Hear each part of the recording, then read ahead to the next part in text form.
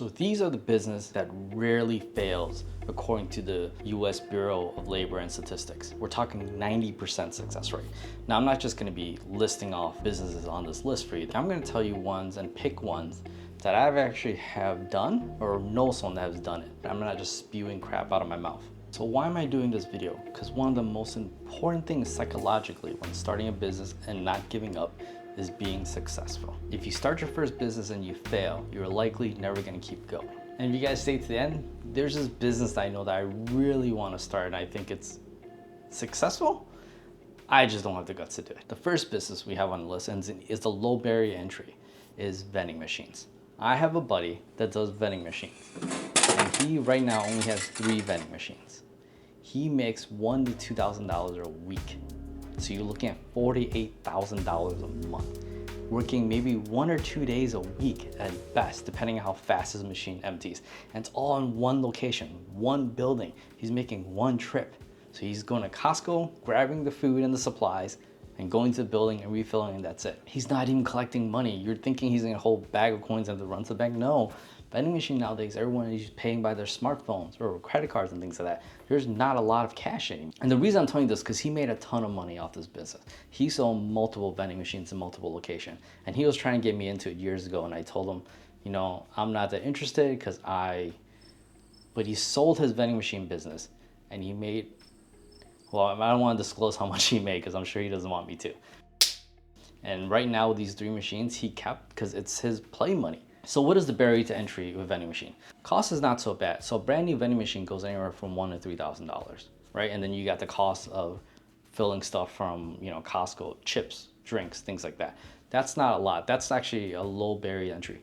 The harder barrier to entry is finding location. So you're gonna have to try to negotiate and get out there, talk to people, try to rent some space, office buildings, things like that. Just say, hey, I want to put a vending machine here. You have an empty space in your store. How about I throw a vending machine here and I'll pay you rent? You know, a few $100 a month or something like that. So the second business that has a high success rate, and I'm in it and I've done it, it was real estate. Real estate, it is a tremendous opportunity. Now, I'm not talking about, you know, watching YouTube videos on all these guys trying to sell you on house flipping and watching HGTV and all this crazy stuff. No, those are crazy real estate ideas that you could lose your shirt and your house off, right? That takes skill and knowledge and experience. I'm talking about just regularly buying real estate and being a landlord, things that people have done for generations. Real estate has been proven to be very stable and very successful in the long term. It's essentially like stocks. In the long term, it is profitable and successful. Now, real estate, it's a numbers game. It's essentially a math problem. I have a spreadsheet right here that I used to just plug in numbers. And when I see properties on sale, my agent would tell me, I just plug in numbers. And if the numbers make sense to me, I will buy it. So what's the barrier to entry here? The barrier to entry is, you may think in your head, to 20% down payment. That's actually not true. The 20% down payment is if you're buying a single family home or a duplex, a triplex, things like that. If you're buying a building that has more than 6 units or 6 units or more, I should say, the bank no longer consider you as much for the loan, as more so the building itself. If the building is cash flowing, they're willing to lend you the money because then they're treating it as a commercial property instead of a regular residential property. Now, it is tricky getting into real estate. There are things you need to learn, and that's something that you can learn from YouTube, Google, and things like that. I don't mind giving you advice. I used to have quite a few properties, and I sold most of them during the pandemic when the housing prices were going insane. I just unloaded a bunch of properties I just didn't want to manage anymore. But I'm happy to do a video about it. If you guys want me to, let me know in the comments below. You guys want me to do a quick video, kind of how to assess properties, how to run through the spreadsheet and figure out the math.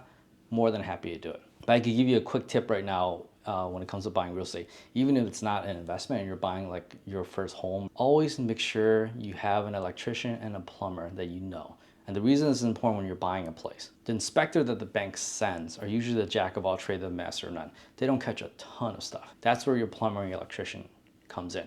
Legally, your electrician, your plumber cannot write your report on their assessment of the place.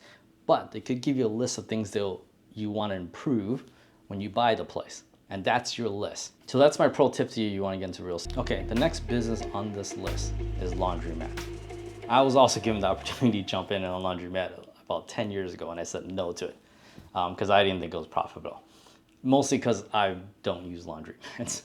Like, I would assume most people have a washer and dryer in their house, right? But you know what changed my mind? When I started living in New York City. New York City, No one could afford a big enough place to have a dishwasher or a washer and dryer in their units. There is a laundromat almost every block of New York City. I'm exaggerating here, but I could swear, I could tell you there's probably more laundromat in New York City than there are Starbucks. Now, why is laundromat a profitable business? You're thinking they're paying maybe $1 or $2 to wash clothes or things like that, right? That's not true. They're paying up to $5 to wash clothes and dry clothes. What you're not understanding is the other business opportunity when it comes to a laundromat. You're talking about vending machine. The business that I was talking about earlier, you can install vending machines there. My buddy has vending machines that not only dispenses food and drinks, but he has a vending machine that dispenses Tide Pods. He charges $1.50 to $2 depending on the location for one Tide Pod.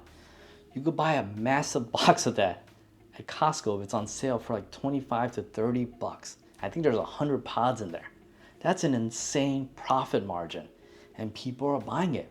You know what also he does in there? He does a laundry service. So people, when they go to work in the morning, they drop off their dirty laundry.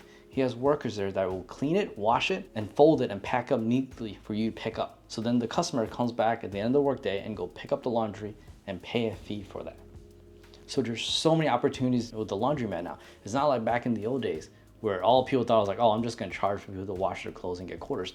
You don't even get quarters now. It's all a machine and a card. It's all based on credit. So you don't have to go around collecting coins anymore. It's actually pretty amazing. Now, what is the barrier to entry to this? It is quite expensive.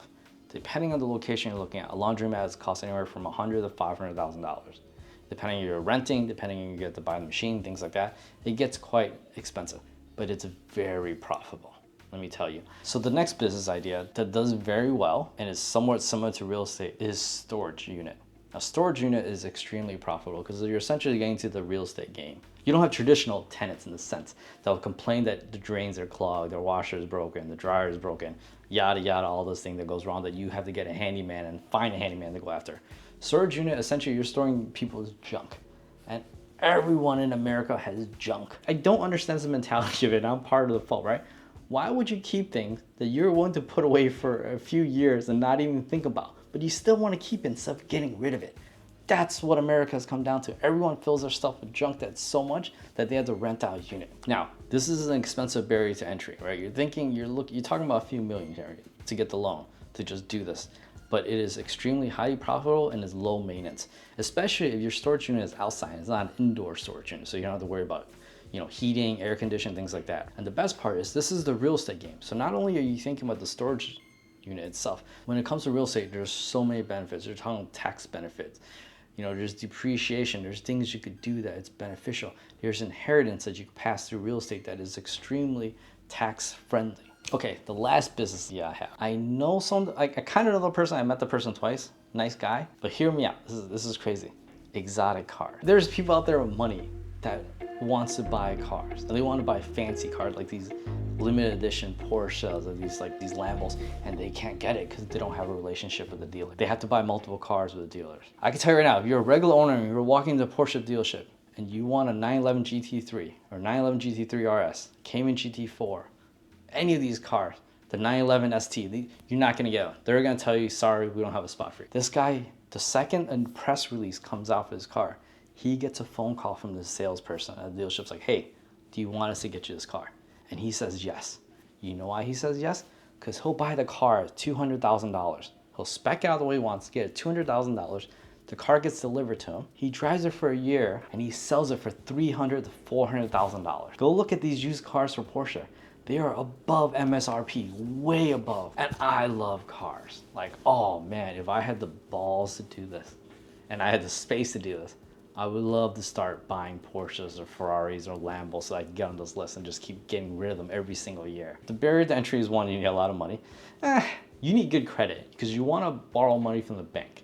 You want to build that relationship with the bank, to be honest with you. So you need good credit. If I had stupid money that I know how to spend, I would love to do this, right? Because it's a free toy for like 6 months to a year and they could just get rid of it and make money off of it. Anyways, let me know if there's any ideas. You have any business ideas that you've done or you know people that are extremely profitable and things like that. Leave it in the comments below. Thank you for watching, guys. Talk to you guys later.